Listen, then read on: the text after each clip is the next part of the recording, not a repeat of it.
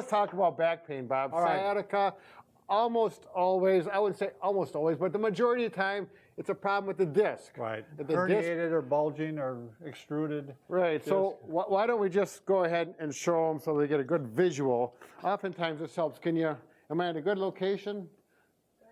See the red disc here is showing the problem disc.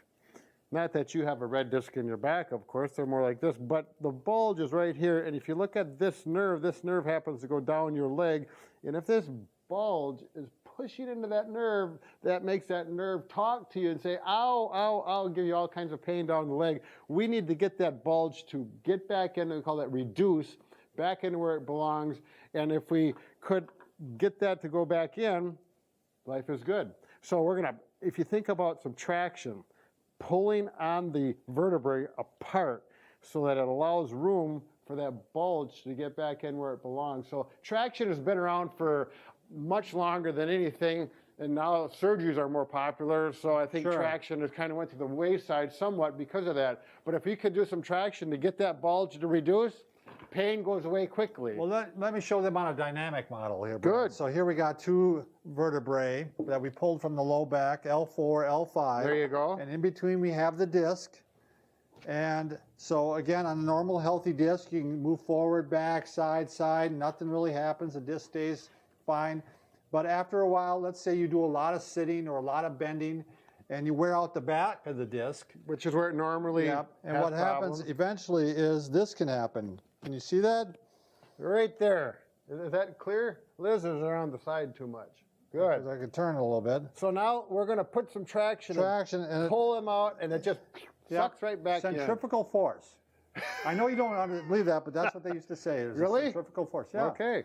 So pulls it right back in. So very simple, right, Brad? Yep. So how do we get traction at home? They have fancy machines, but you really don't need them. We've got 3 different options that you can do. Now here's a nice safe way to do it. You just get a couple of chairs, right, and you're going to go ahead and put a pillow down if if it's hard on your knees. If you got carpet, it's okay. Yeah, it's fine. And my knees are young. I can Bob handle this. is tougher than nails. Yeah.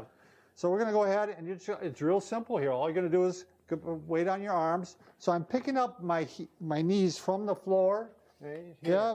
See, slide her under there. Yep. And I'm letting my body relax. So I'm trying to let my back sag. Right. So this is, some people may initially have a hard time allowing the muscles around your trunk to relax so you can get that traction and let that bulge go back in.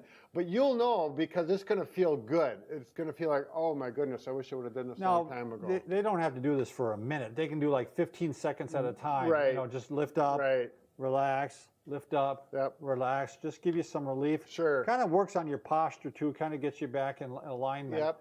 So, and the other way to do this, by the way, my toes were touching the whole time.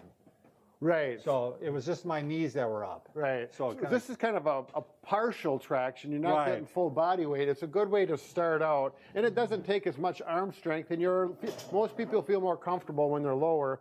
But this is quite easy as well. So if you have a good solid chair, you got to have solid chairs for this one because, you don't want to be leaning on something that's not going to give you support. So now, same thing again. I got my toes just kind of hanging there.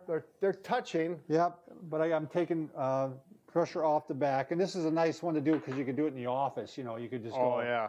You're talking to somebody and like, hey, hanging out, how's it going? Yeah. I mean, yeah, because once you feel comfortable with it, it's very easy to do. Let's give them the profile, Bob. Oh, sure. Then they know exactly what you're talking about. We're going to show his feet position. So his toes are, there's a little bit of weight. I mean, I can lift up. But it's easy to relax this way. It's easier to relax this way, right? Because everything kind of tightens up when I do it the other way.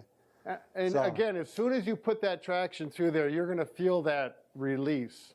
And if that's the situation, you're going to do this throughout the day, every hour or so, to get that ball